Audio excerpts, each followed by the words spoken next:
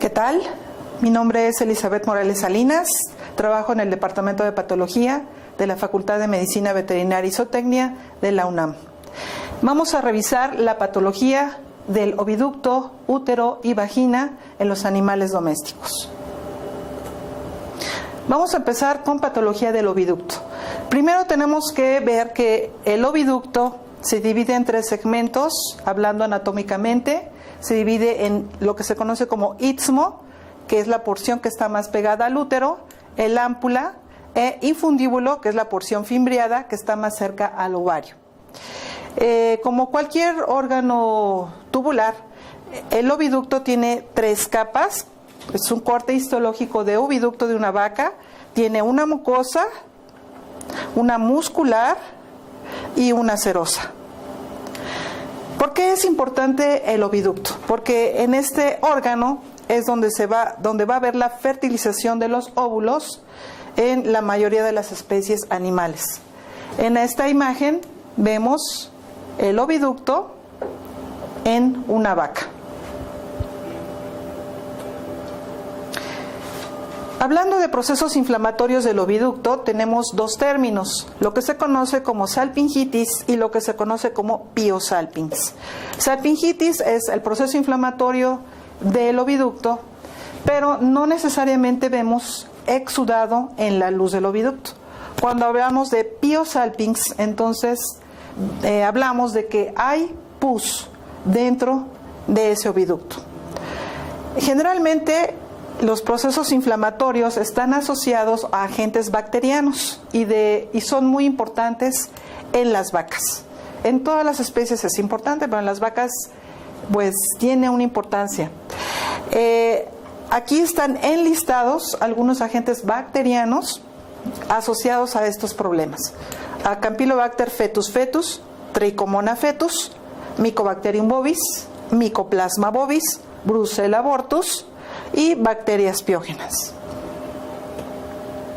En estas imágenes vemos, este es un corte histológico transversal de un oviducto en donde vemos que su luz está ocupada por abundante exudado inflamatorio y células descamadas, ya con necrosis. El epitelio también lo vemos, o la mucosa, la vemos dañada. Esto es asociado a un agente bacteriano. Este es otro corte histológico en donde vemos que parte de la mucosa y la muscular de la mucosa están infiltrados por abundantes células inflamatorias. Y en esta otra imagen vemos una salpingitis crónica ya con la presencia de adherencias. Y precisamente, ¿cuáles son las consecuencias de que un animal tenga una salpingitis o un piosalpins? Primero, se pueden formar adherencias entre el ovario y el oviducto. Y eso nos va a provocar problemas de fertilidad. Se pueden formar quistes tuboováricos, que hablábamos en el capítulo anterior, o bolsas ováricas quísticas, ambas patologías importantes en las vacas. También va a haber una obstrucción, ¿verdad? ¿Por qué? Porque existe la presencia de estos tapones de exudado, y cuando el proceso es crónico también vamos a ver fibrosis, y también como consecuencia o secuela podemos encontrar lo que se conoce como hidrosalpinx. Y obviamente generalmente este problema es bilateral, entonces va a ocasionar desde una infertilidad hasta una esterilidad. Aquí tenemos dos ejemplos de piosalpinx. Entonces aquí los oviductos están llenos de pus, ¿sí? Aquí vemos una dilatación importante en los oviductos de esta coneja, y en este otro imagen vemos el aparato reproductor de una cabra, y aquí vemos cómo se dilata gravemente ese oviducto porque en su interior tiene pus. Hidrosalpinx. ¿Qué es el hidrosalpinx? Es la presencia de un líquido en el oviducto. Como en esta imagen, vemos que el oviducto en esta vaca, de hecho el problema es bilateral, aunque se aprecie mejor de este lado, está dilatado también. Y en este caso está dilatado por la presencia de un líquido. El hidrosalpinx puede ser causado como secuela de malformaciones congénitas del útero u oviducto. Por ejemplo, asociado a aplasia segmental del oviducto o aplasia segmental uterina. También se asocia a obstrucciones por fibrosis o inflamación crónica, en donde no existe un buen drenaje y se empieza a acumular líquido. O puede ser secuela de Piosalpinx, en donde, bueno, el exudado purulento se va eliminando progresivamente en un animal bien tratado, pero queda en su lugar un líquido.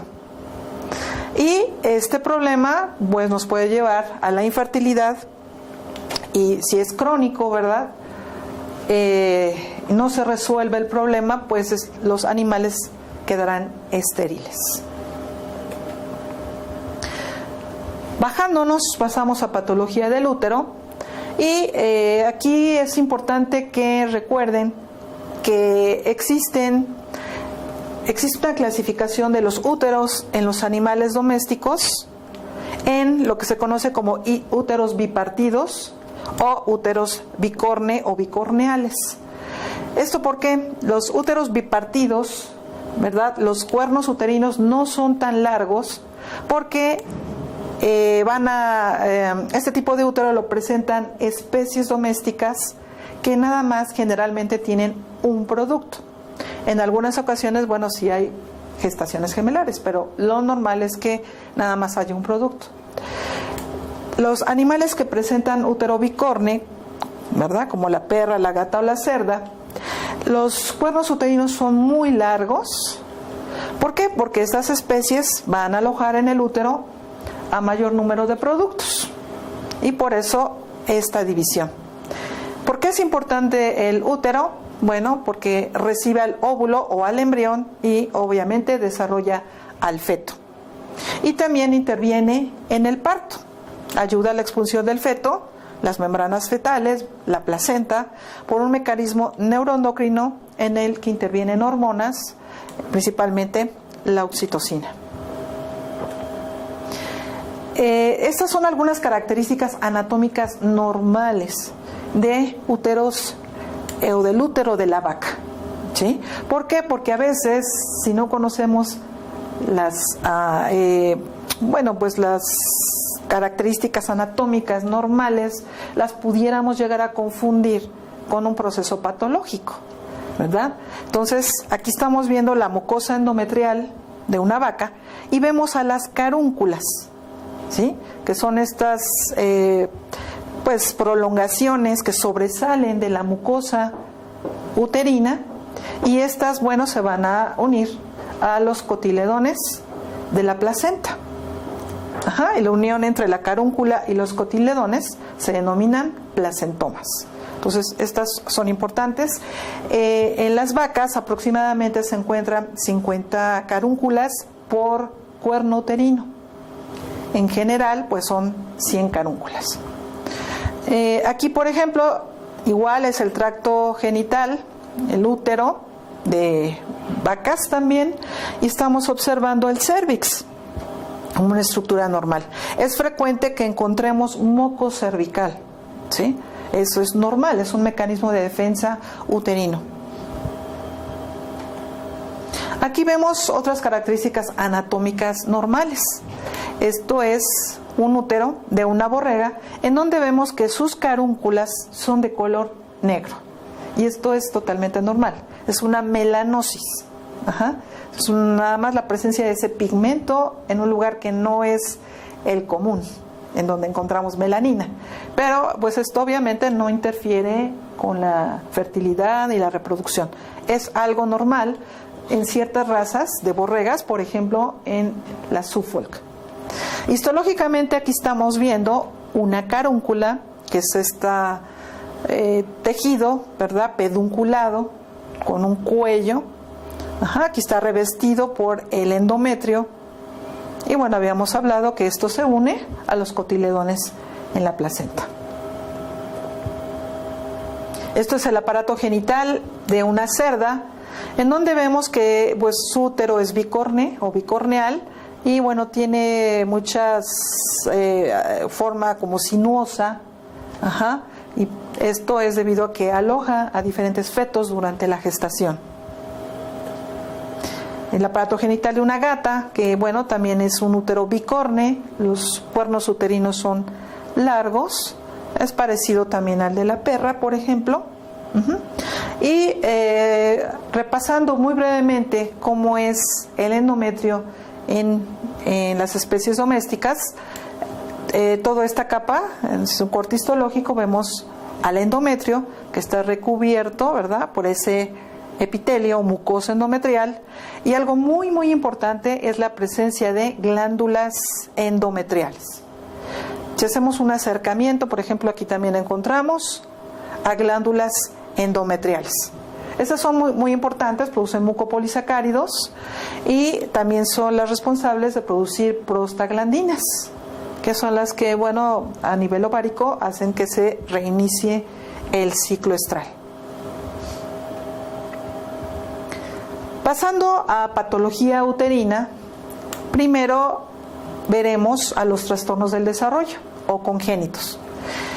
Uno de los más comunes es la aplasia segmental uterina. Se asocia a genes autosómicos recesivos. ¿En qué consiste? Es una falta de una o varias porciones de ese útero. Puede ser que le falte un cuerno, o puede ser que le falten los dos cuernos uterinos, o puede ser que le falte el cuerpo del útero o el cérvix, o solamente una porción de un cuerno. Entonces, esa falta de alguna porción es en forma muy variable. Es más común en vacas y cerdas, y esta enfermedad antiguamente, bueno, no es enfermedad, esta malformación o trastorno, antiguamente se le conocía como enfermedad de las becerras blancas, porque veían que en la raza Shorton, la blanca de bovino, como es en este caso, esta patología uterina era frecuente. Entonces se pensaba que había una predisposición de raza y de color en esta raza de bovino. Sin embargo, eso se ve que no es cierto, se puede presentar prácticamente en cualquier raza, pero pues a veces por costumbre se le llama enfermedad de las becerras blancas. Algunos animales pueden ser fértiles, aunque les falte, por ejemplo, una porción de un cuerno uterino, pueden llegar a gestar a otro animal, pero no es recomendable debido a que, bueno, pues hay genes autosómicos recesivos, ¿sí? Esta malformación del útero predispone a hidrometra o a mucometra. Aquí tenemos casos de aplasia segmental del útero. Aquí vemos en caso de una vaca, aquí está un cuerno uterino, pero de este lado, pues no, realmente un vestigio que no llega a ser totalmente un cuerno uterino. De este lado es en una cerda, vemos el cuerpo del útero, este cuerno uterino bien formado, el oviducto, pero de este otro lado nada más encontramos al ovario y pues no tiene el otro cuerno uterino. Esto es lo que se conoce como útero unicorne. Aquí otros ejemplos. El caso de una perra, tenemos el cuerpo del útero y apenas si se alcanzan a apreciar cuernos uterinos, pero falta toda esta porción, ¿sí? Debería llegar hasta acá, hasta el oviducto, y es bilateral. En este caso, en una becerra, vemos este cuerno uterino que no continúa con el cuerpo, ¿sí? Se queda como aislado, aquí acaba en saco ciego y no continúa con el cuerpo. Entonces también es una falta de esta porción de ese cuerno uterino. Otro trastorno del desarrollo que podemos encontrar, principalmente en vacas también, es el doble cérvix, ¿sí? Esto, bueno, pues es una malformación en donde encontramos dos entradas de cérvix, como aquí se ve, esta es una entrada, esta es otra entrada. Aquí encontramos moco cervical. Y aquí hay un tabique, ¿no? Estos animales sí pueden llegar a quedar gestantes. Normalmente un cérvix acaba en saco ciego, ya no continúa con el útero, pero otra entrada, ¿verdad? Otro cérvix sí puede continuar con el útero. Entonces son animales que pueden llegar a quedar gestantes, pero tampoco es conveniente para la reproducción, porque frecuentemente puede haber laceraciones durante el parto, distocias, partos distóxicos, y también puede provocar daño al neonato. Entonces, aunque son animales que pueden llegar a quedar gestantes, no se recomiendan para la reproducción. Aquí tenemos otros dos ejemplos. Esta es la entrada de un cérvix, otra entrada y este tabique. Y esto es pues un corte longitudinal, en donde aquí vemos la entrada de un cérvix, la entrada del otro cérvix. Pasamos a los problemas inflamatorios, lo que se conoce como metritis. ¿Sí? Metritis en general quiere decir inflamación del útero. Frecuentemente, bueno, pues lo que más se llega a inflamar es el endometrio, pero si queremos ser un poco más específicos, si decimos endometritis, nos estamos refiriendo, ¿verdad?, a la mucosa endometrial. Perimetritis, nos estamos refiriendo a la serosa uterina. Parametritis, a las estructuras adyacentes al útero. Y piometra ya es la presencia de pus, ¿verdad?, exudado purulento en la luz uterina. Las causas de metritis pueden ser muchas, ¿no? Pueden ser variadas. Aquí en este listado les pongo algunos ejemplos. En este caso se puede presentar una metritis poscoito, cuando es monta natural. En algunas ocasiones los machos, por ejemplo toros, pueden tener algún agente que a ellos no les produce ningún problema. Por ejemplo es el caso de Campylobacter, pero a la vaca sí le puede llegar a provocar problemas. También podemos encontrar una metritis posparto, cuando, bueno, nace el animalito, nace el producto y se infecta el útero por vía ascendente.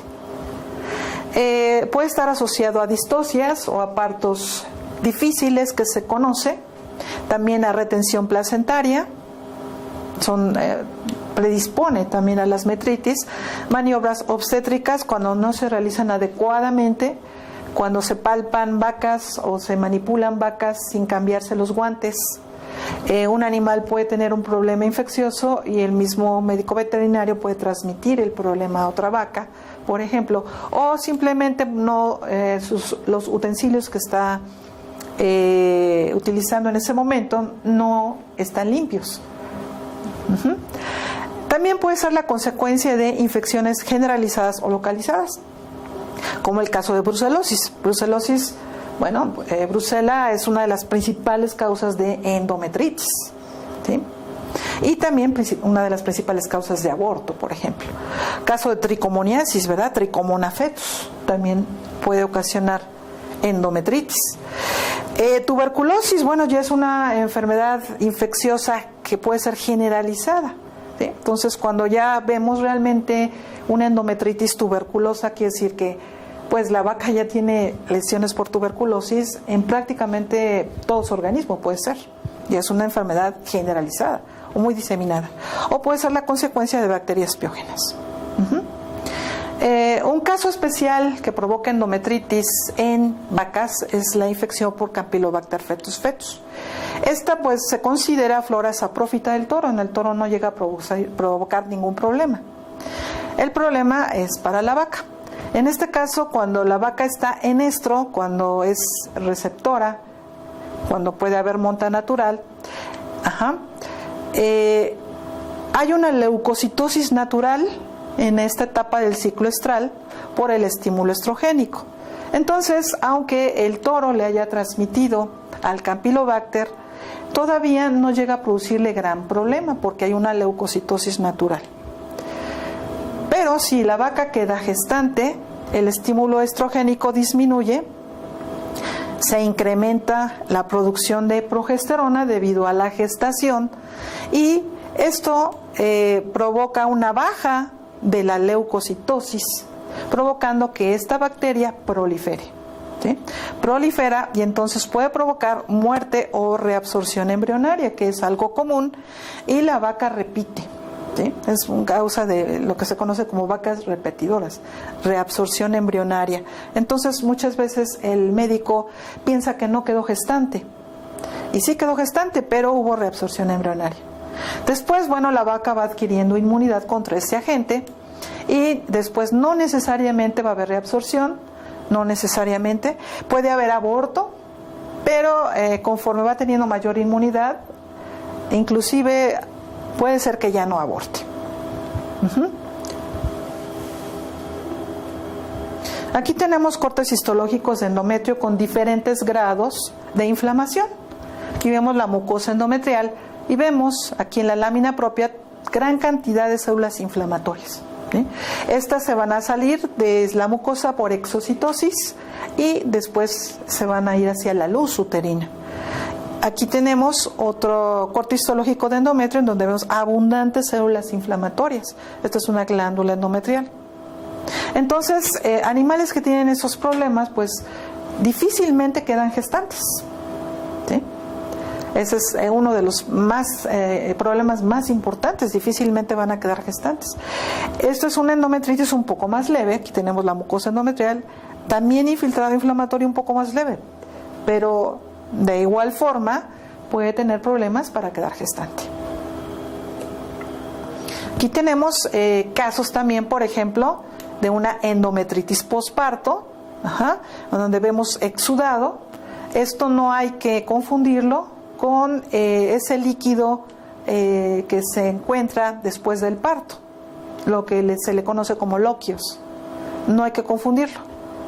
Y en este caso también es una endometritis asociada a retención placentaria. Más casos. Aquí más que endometritis o metritis podríamos decir que ya es piometra. ¿Por qué? Porque ya encontramos abundante exudado purulento dentro de la luz uterina. Es el caso de una yegua, ¿verdad? Y aquí se ve claramente el exudado purulento. En este otro caso vemos los cuernos uterinos de esta vaca muy dilatados, ¿verdad? Inclusive el cuerpo, debido a la presencia de exudado purulento. Más casos, esto es muy claro, ¿verdad? Los cuernos uterinos, y aquí pues vemos perfectamente bien la presencia de exudado purulento. Es una clásica piometra. Y en este otro caso vemos una endometritis granulomatosa característica de tuberculosis. ¿Sí? Todos estos nódulos que estamos viendo corresponden a granulomas tuberculosos. Y bueno, esta vaca tiene endometritis, tiene salpingitis, tiene oforitis granulomatosa. Aquí vemos un acercamiento de una endometritis tuberculosa. Todos estos son granulomas, ¿sí? Que están coalesciendo, ¿no? Se están como uniendo. Si nosotros lo vemos histológicamente, aquí vemos varios granulomas, ¿no? Varios granulomas. Su centro de necrosis gaseosa, con calcificación clásico de tuberculosis bovina, rodeado por abundantes células inflamatorias, linfocitos, macrófagos, células gigantes tipo Langhans, y finalmente pues recubiertos por una capa de tejido conjuntivo fibroso. Vamos a revisar ahora los trastornos hormonales del útero. Y vamos a ver esta condición que es muy importante, muy frecuente en las perras adultas, el caso de el complejo hiperplasia quística endometrial.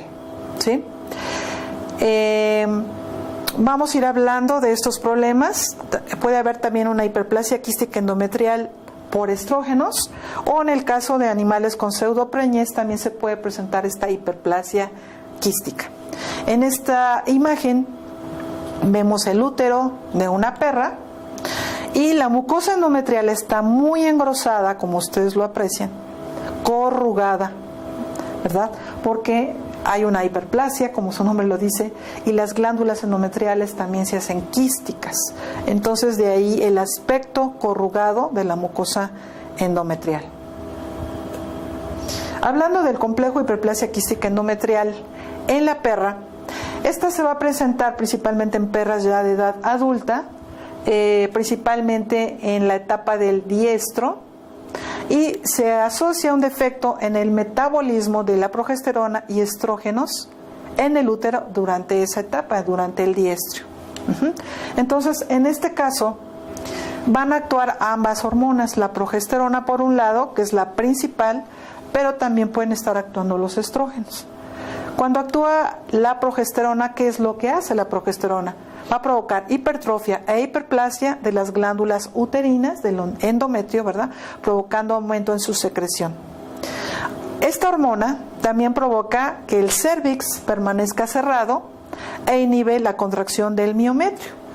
Esto favorece al acúmulo de líquidos, lo que se conoce piometra a cuello cerrado, que quiere decir que este exudado no va a salir a través de la vagina de esa perra, se va a quedar en el útero, cada vez mayor cantidad de ese exudado, y va dilatando al útero progresivamente. En este caso, cuando el útero está bajo la influencia de progesterona, va a ser susceptible a infecciones bacterianas. Por otro lado, pueden estar actuando también estrógenos. ¿Qué hacen los estrógenos? Aumentan la vascularidad, provocan edema y crecimiento también de ese endometrio. Favorecen la dilatación y relajación del cérvix. Entonces hacen el efecto contrario de la progesterona a nivel del cérvix. Si en un momento dado los estrógenos sobrepasan a la progesterona, entonces pueden ascender bacterias de la vagina hacia el útero y nos complican el problema y nos llegan a provocar pues piometra ya, pero ahora con la presencia de bacterias. Y como favorecen la relajación del cérvix, entonces sí puede haber salida de ese exudado a través de la vagina de esa perra. Es cuando generalmente el dueño se da cuenta que tiene este problema, y esto se conoce como piometra a cuello abierto. En términos coloquiales dicen, o se conoce como que la perra está vaciando. Es un término coloquial. Bueno. En este caso también les comentaba, pueden estar involucradas bacterias, no necesariamente, porque este es un problema que se inicia por un desequilibrio hormonal. Entonces puede o no haber bacterias, pero en caso de que haya bacterias, la bacteria que más frecuentemente se ha aislado es Escherichia coli. El complejo hiperplasia quística endometrial es una enfermedad multisistémica. Sí, se inicia en el útero, pero se puede convertir en una enfermedad sistémica que puede llevar a la muerte a esa perra. En este caso, por ejemplo, podemos tener algunos valores de patología clínica. Ustedes pueden tomar sangre de ese animal que sospechen que tiene este problema para llevarlo a patología clínica, y este es el informe que les pueden llegar a dar. Les van a informar leucocitosis e hiperglobulinemia debido a inflamación uterina. Va a haber hipoalbuminemia debido al decremento en la producción hepática, reducción en el consumo de proteínas o por pérdidas a través del útero. Anemia no regenerativa debido a que puede haber diapédesis de eritrocitos dentro del lumen uterino. De ahí que muchas veces ese exudado purulento que está saliendo a través de la vagina puede estar ligeramente café o rojizo debido a la presencia de eritrocitos. Y también va a haber azotemia debido a que hay una glomerulonefritis por el depósito de complejos inmunes. La glomerulonefritis es una lesión secundaria a la piometra. E incremento de niveles de fosfatasa alcalina debido a que hay una toxemia. Entonces, el análisis en caso de patología clínica es muy útil para llegar a confirmar el diagnóstico. También se pueden hacer otras pruebas como rayos X, por ejemplo. Los signos clínicos de una perra con este problema: tiene poliuria y polidipsia, deshidratación y depresión, descarga vaginal, si la piometra es a cuello abierto, que decíamos no siempre, tiene vómito y diarrea, y cuando la piometra es a cuello cerrado, va a tener el abdomen distendido debido a que se acumula toda esa cantidad de exudado en su interior. Estos son algunos casos. Aquí todavía es un útero que está cerrado, pero está muy dilatado porque en su interior hay abundante exudado purulento. Aquí también esto es el útero de una perra. Está abierta, ¿verdad? Está en una necropsia, y no confundir esto con el intestino. A veces a primera vista uno piensa que es el intestino, pero no. Vean el color rojo que tiene en este caso, porque bueno, también ya hay sangre a nivel hacia el lumen. Ajá. Y en este caso ya el exudado pues se ha quitado, ¿verdad? Y vemos que la mucosa endometrial está engrosada, está corrugada. Entonces, en este caso es una hiperplasia quística endometrial, con piometra. ¿Qué vemos histológicamente en la hiperplasia quística? Como su nombre lo dice, esto es un corte transversal del útero, en donde vemos que en el endometrio hay varios quistes de diferentes tamaños. Lo que se está dilatando y haciéndose quísticos, ¿verdad?, son las glándulas endometriales. Entonces producen mayor cantidad de su secreción, y su secreción va hacia el lumen uterino. La mucosa endometrial también sufre de hiperplasia. Aquí, por ejemplo, en esta otra, vemos hiperplasia e hipertrofia de las glándulas endometriales.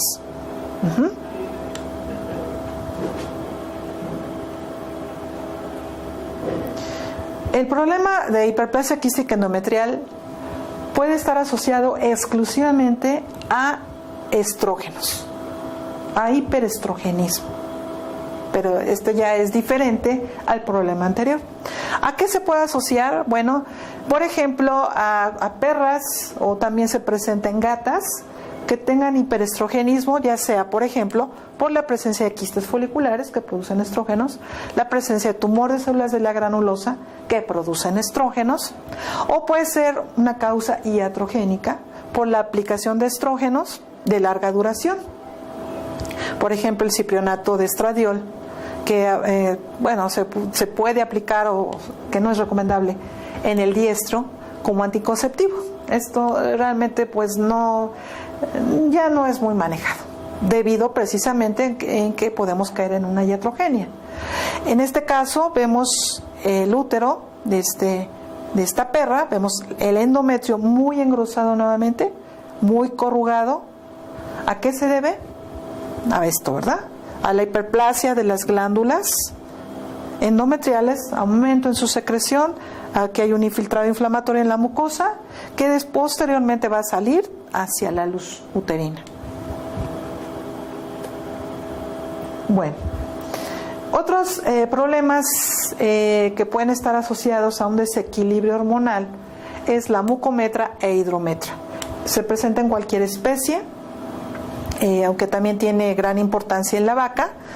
Las causas pueden ser aplasia segmental uterina, que ya describimos, puede estar asociada a malformaciones y fibrosis del cérvix, por ejemplo, a estímulo estrogénico o por progesterona prolongado, como ya acabamos de ver, ya sea por quistes foliculares, tumores de células de la granulosa o tratamientos hormonales. Entonces prácticamente pues son las mismas causas. Y pues ¿qué es una mucometra o una hidrometra? Es que adentro del útero vamos a encontrar gran cantidad de líquido, lo que le llamamos hidrometra, o un contenido muy mucoso, lo que le llamamos mucometra. Pero las causas son exactamente las mismas, simplemente es por el grado de hidratación o por el contenido de moco que tenga el contenido uterino, ¿verdad? Si es muy líquido, hablamos de hidrometra. Si es más bien moco, hablamos de mucometra. Aquí vemos una hiperplasia quística endometrial en una perra, vemos la mucosa endometrial corrugada, pero además aquí se ve muy claramente la presencia de gran cantidad de moco. En este caso no es éxodo purulento, es moco. Entonces hablamos de una mucometra. Este caso se asoció a tratamiento con acetato de medroxiprogesterona, por ejemplo. Este problema de hiperplasia quística asociada a estrógenos también lo encontramos en otras especies, ¿verdad? Por ejemplo, en los rumiantes. ¿Cuál es la fuente de ese hiperestrogenismo en los rumiantes? Puede ser, por ejemplo, por el consumo de plantas estrogénicas. Algunos ejemplos son el trébol subterráneo, llamado Trifolium subterraneum, o el trébol rojo, llamado Trifolium pratense. Aquí vemos, por ejemplo, a esta planta, ¿no? Esta es su floración, ¿verdad? Es un trébol rojo, pero es una planta estrogénica. Es como si la vaca se estuviera intoxicando con estrógenos. O también se puede asociar a la presencia de quistes foliculares de larga duración o tumor de células de la granulosa. Aquí vemos, por ejemplo, la imagen de otra planta estrogénica que es el trébol subterráneo. Y esto es el útero de una borrega en donde vemos esa hiperplasia quística endometrial. Igual, ¿verdad? La mucosa corrugada, la mucosa endometrial engrosada, y ahí está entremezclado entre las carúnculas, por ejemplo. ¿Sí? Aquí eso es un acercamiento y bueno, pues vemos estas como tipo burbujas, ¿verdad? Engrosamiento de la mucosa, intercalado con las carúnculas, corresponde a una hiperplasia quística endometrial en ese rumiante. En yeguas, por ejemplo, también es un problema importante. En yeguas se asocia principalmente al tumor de células de la granulosa ovárico, como en este caso, ¿verdad? Vemos la dilatación quística de las glándulas endometriales. También vemos infiltrado inflamatorio en la mucosa. En las cerdas también podemos ver este problema. En ellas, por ejemplo, se puede asociar a quistes foliculares también de larga duración o la intoxicación en el alimento por micotoxinas, el caso de la cerealenona o F2. Esta micotoxina crece en este grano, ¿verdad? Que es el Fusarium graminearum. Y bueno, esta micotoxina tiene ese efecto estrogénico. Pasando a neoplasias uterinas, tenemos de diferentes estirpes. Estos son algunos ejemplos importantes. El caso del carcinoma endometrial, que se presenta en todas las especies.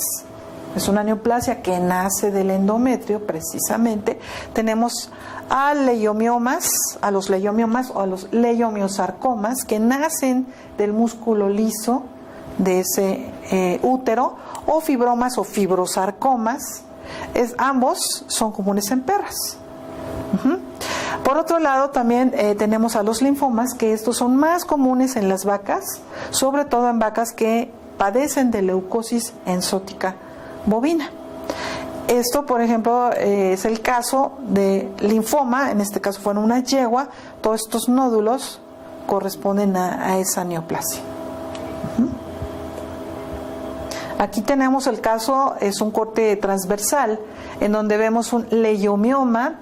Todo esto es el tejido neoplásico, ¿sí? Aquí, por ejemplo, también vemos el caso de un leiomioma. Todo esto es la presencia de esa neoplasia en una vaca. En ambos casos fueron benignos, pero también podemos hablar de leiomiosarcomas. Histológicamente, estas neoplasias se caracterizan por ser de células fusiformes, como aquí lo estamos viendo, que se acomodan en fascículos entremezclados. Y bueno, hay que hacer diagnóstico diferencial con los fibromas o los fibrosarcomas. Y para esto hacemos tinciones especiales como tricrómica de Masson. Aquí tenemos el caso de un útero de una perra con fibrosarcoma. Y realmente todos estos nódulos corresponden al problema neoplásico. Prácticamente todo el útero está invadido por el problema neoplásico y toda la pared uterina, lo que le conocemos como, en este caso, un fibrosarcoma transmural, que está afectando todas las capas uterinas. Bueno, pasaremos a patología de la vagina y tenemos que recordar algunas estructuras importantes. Por ejemplo, los conductos de Gardner. ¿Sí? Los conductos de Gardner son restos embrionarios de los conductos mesonéfricos. Estos conductos corren a ambos lados de la vagina y desembocan en el vestíbulo. Son estructuras normales de la vagina. Pero, por ejemplo, en vacas, estos conductos se pueden enquistar, ¿sí? Y este enquistamiento puede ser el resultado de una vaginitis crónica. Ahorita vamos a ver. Otras estructuras normales de la vagina son las glándulas vulvovaginales o de Bartholin. Estas desembocan en el vestíbulo también de la vagina, y también puede haber enquistamiento de estas glándulas. Sobre todo esto lo vamos a ver en las vacas también. También puede ser consecuencia de vaginitis o de quistes foliculares, estímulo estrogénico. Por otro lado, tenemos a lo que se conoce como vaginitis folicular. También se le llama vaginitis granular debido al aspecto. Esto se debe a una hiperplasia del tejido linfoide asociado a la mucosa vaginal, y generalmente pues está muy relacionado con vaginitis crónicas.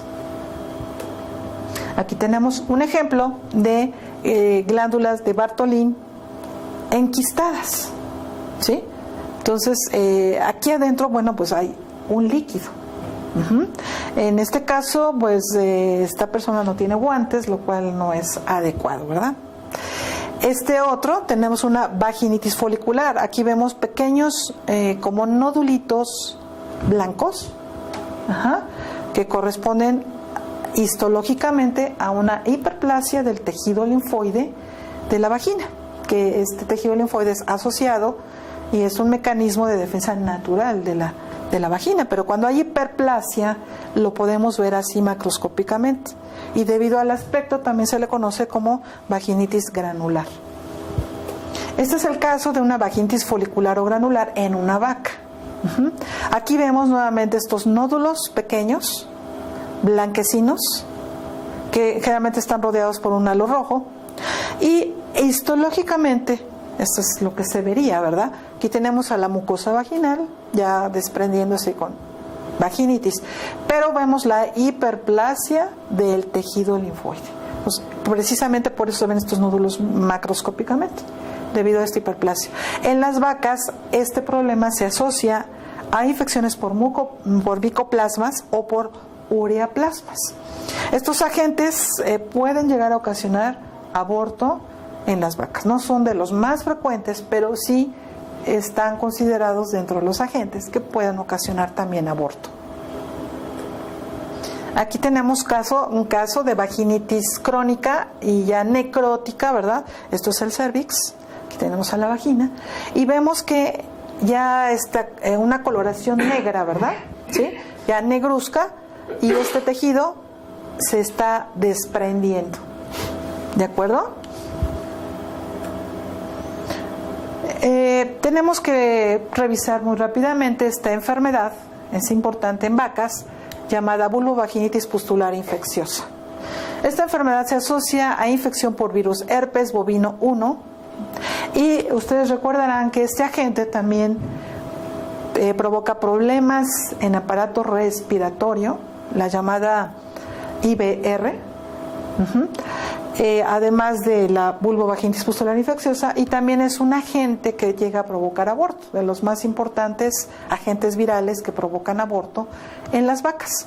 En este caso hay una transmisión venérea o a través de la inseminación, y la mucosa de la vulva la vamos a ver hiperémica con edema, en algunas ocasiones puede haber hemorragia, y lo más importante es pequeñas pústulas, como en este caso, que también se ven como nódulos blanquecinos. Entonces, esto es muy parecido al caso anterior, al caso de la vaginitis folicular o granular, macroscópicamente.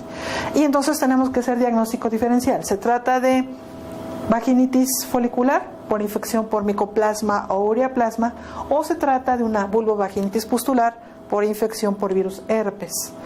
Lo que podemos hacer es tomar una pequeña biopsia de las lesiones, y si observamos la hiperplasia linfoide, bueno, es una vaginitis folicular. Si observamos vaginitis y si tenemos suerte, la presencia de cuerpos de inclusión intranucleares en esas células, entonces es una infección por virus herpes. Desafortunadamente no siempre se ven en las inclusiones, pero cuando las vemos podemos hacer así el diagnóstico diferencial. Es una lesión muy característica, pero no siempre se llega a observar. y otras lesiones podemos encontrar infiltrado inflamatorio por linfocitos y células plasmáticas en la lámina propia de la mucosa vaginal. Hablando de neoplasias de la vagina, esta es una de las más frecuentes. Generalmente no se habla de ella, pero en la experiencia que tengo haciendo diagnóstico en el departamento de patología, esto es, podríamos decir, pan de todos los días. Son los llamados pólipos fibromatosos de la vagina en la perra. Son perras que tienen estos nódulos blancos, que puede ser uno o varios nódulos ahí en la mucosa vaginal. A veces protruyen, a veces no protruyen, ¿sí? Generalmente, bueno, el clínico los quita, nos manda las piezas quirúrgicas y lo que observamos al estudio histológico es esto, ¿sí? Aquí vemos la mucosa vaginal y todo esto es el tejido de nueva formación, que en este caso consiste en un fibroma. Realmente es una neoplasia benigna. Si hacemos un acercamiento, vemos que está compuesta por células fusiformes nuevamente formando haces, pero las características son benignas. Entonces, tras la cirugía, generalmente el pronóstico es bueno. Esto se asocia o se ha asociado también con estímulo estrogénico persistente. Entonces, realmente tenemos varias patologías derivadas por hiperestrogenismo. Otra neoplasia en la mucosa vaginal que podemos llegar a observar es el llamado tumor venéreo transmisible o el TBT, ¿sí?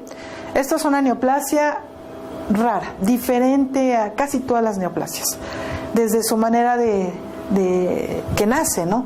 Se llama tumor venéreo transmisible porque precisamente se transmite durante el coito en los perros. Si la perra tiene el problema, el macho puede desarrollar TBT, o al revés, el macho puede tener el problema y la perra desarrolla el TBT. El mecanismo es por implantación celular, es otro de los mecanismos raros que se llaman de metástasis, ¿no? En este caso pues no es metástasis como tal a distancia, sino es durante el coito se siembran, podríamos decir, células neoplásicas en la mucosa ya sea vaginal o la mucosa del pene y prepucio, mucosa prepucial. Otra cosa interesante de esta neoplasia es que el estirpe celular no está totalmente definido, ¿sí? Es una neoplasia de células redondas, eso sí se conoce.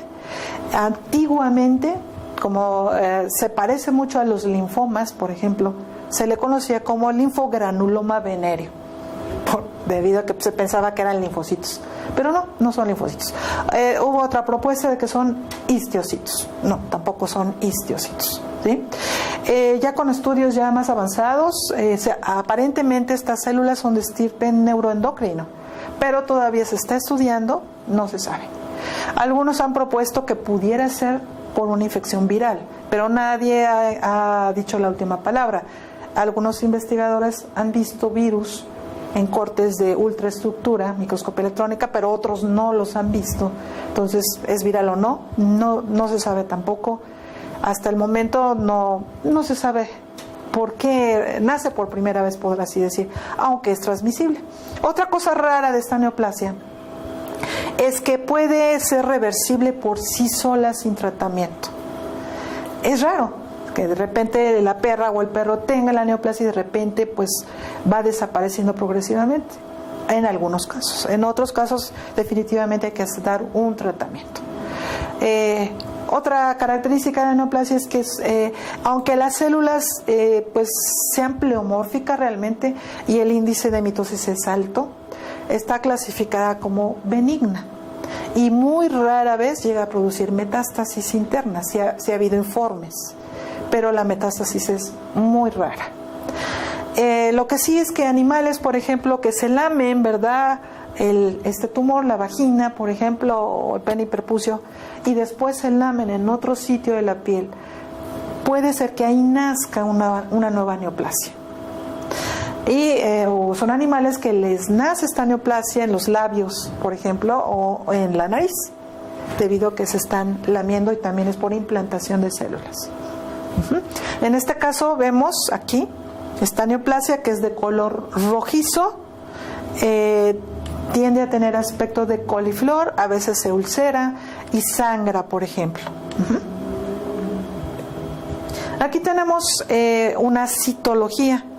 Un diagnóstico rápido de esta neoplasia pues es hacer una citología y vemos que esta neoplasia está compuesta por células redondas clásicas, ¿verdad?